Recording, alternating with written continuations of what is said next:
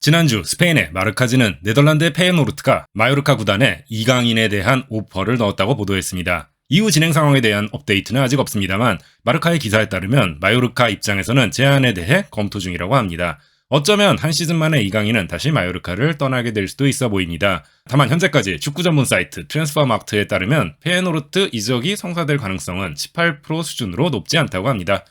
오늘은 이강인의 2021-22 시즌을 한번 리뷰해보고자 합니다. 뭔가 썩 만족스럽지는 않았던 이번 시즌을 돌아보도록 하죠.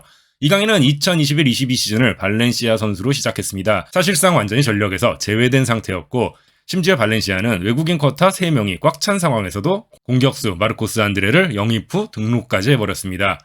결국 자리를 잃은 이강인은 이적 시장 막판에 방출되는 모양으로 팀을 떠나야 했습니다. 다행히 이적 시장이 닫히기 전 마요르카에 합류하며 새로운 시즌을 맞이하게 되었습니다. 적응 기간이 필요하지 않을까 하는 우려도 있었습니다만 다행히도 빠르게 팀에 녹아들었습니다. 4라운드 빌바오전과 5라운드 비아레알전에서 교체 투입되며 어느 정도 예열을 한 뒤 이후 19라운드 바르셀로나전까지 퇴장으로 인한 징계로 결장했던 한 경기를 제외하면 모든 경기에 선발로 출장하며 팀의 주축으로 자리 잡았습니다.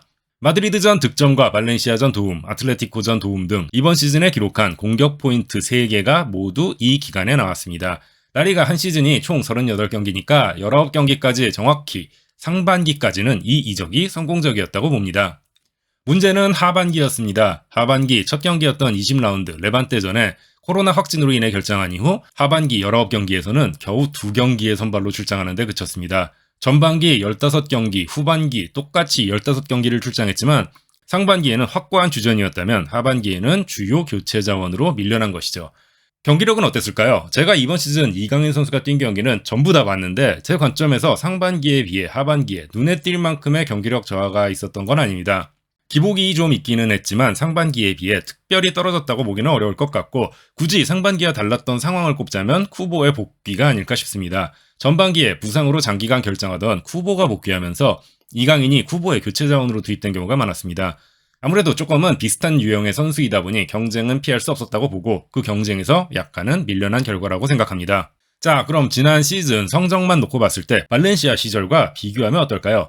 마요르카로의 이적은 성공적이었다고 볼 수 있을까요? 전체적으로 출장 경기수 및 출전 시간이 늘어나기는 했습니다만 그 차이는 크지 않습니다. 이 정도면 거의 같았다고 봐도 무방한 수준인 것 같아요. 여기에 상반기에 확고한 주전으로 뛰면서 쌓았던 스탯까지 감안한다면 하반기 성적표는 오히려 발렌시아에 있었던 지난 시즌과 비교해도 부족했다고 보는 게 맞습니다.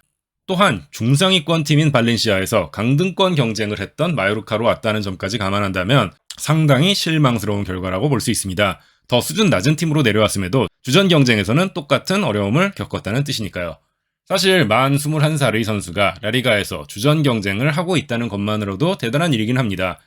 바르셀로나 U3인을 비롯해 이천수, 박주영 등 내노라 하는 선수들도 어려움을 겪었던 곳이 바로 스페인 라리가이기 때문입니다. 하지만 2019년 피파 20세 이하 월드컵 골든볼을 포함해 각종 상을 휩쓸었던 기억 때문인지 어딘가 모르게 현재 모습이 아쉬워 보이는 게 사실입니다. 당시에는 이강인 선수라면 3년 뒤인 2022년쯤에는 당연히 대표팀의 중심 선수로 성장하여 카타르 월드컵을 준비할 것으로 생각했었기 때문이죠.